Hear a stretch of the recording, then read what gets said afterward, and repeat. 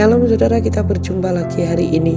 Saya percaya kita dalam tuntunan Tuhan. Saudaraku yang dikasihi Tuhan, di kitab 1 Tesalonika 5 ayat 18 berkata, mengucap syukurlah dalam segala hal, sebab itulah yang dikehendaki Allah di dalam Kristus Yesus bagi kamu. Saudara, seringkali kita susah untuk melakukan hal ini, mempraktekannya. Karena Alkitab Rasul Paulus berkata, mengucap syukurlah dalam segala hal.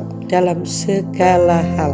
Entah hal itu baik atau tidak, ataupun hal itu menakutkan atau membuat kita bersuka cita. Jadi kita bersuka cita itu bukan karena segala sesuatunya baik, tetapi karena kita bisa melihat bahwa segala hal itu baik. Nah, kita bisa melihat itu adalah kunci di mana bisa membuat saudara mengucap syukur atau tidak. Kalau kita melihat masalah itu berat dan kita memikirkan berat, maka susah kita mengucap syukur. Tapi kalau kita bisa melihat melalui masalah itu ada pertolongan, pasti ada kekuatan Tuhan, pasti ada mujizat yang tersedia, maka kita akan bisa mengucap syukur. Jadi sebenarnya untuk kita bisa mengucap syukur itu dari cara pandang kita. Ketika cara pandang kita seperti cara pandang Tuhan, maka apapun yang terjadi kita tahu bahwa Allah itu baik. Mungkin itu gak enak memang, mungkin kita merasa bahwa itu berat, tapi karena kita memandang bahwa pasti Tuhan punya mau di balik semuanya ini, maka itu akan membuat saudara dan saya bisa mengerti bahwa kita butuh mengucap syukur. Karena dalam mengucap syukur itu ada kekuatan yang besar, saudara. Ketika kita berkata, ya sudah Tuhan, aku jalani ini.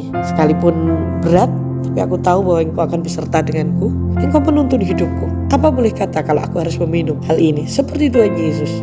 Ketika dia mau mati di atas kayu salib, dia berkata, ya Bapa, kalau boleh biarlah cawan ini lalu. Sampai 2 kali Tuhan ngomong begitu. Tapi doa yang ketiga diubah loh itu kata-katanya.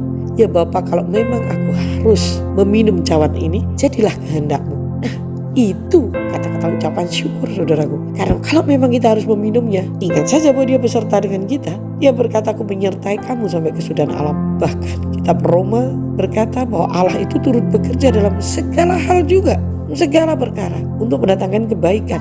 Nah, ketika kita bisa melihat hal ini, maka benar-benar, saudaraku, ucapan syukur akan keluar dari mulut kita. Saya tahu ada kuasa yang besar di situ. Mari kita ubah cara pandang kita. Bapa di surga, terima kasih Engkau memberikan kepada kami firman-Mu hari ini untuk menguatkan kami, untuk kami jalani hari ini dengan kemenangan.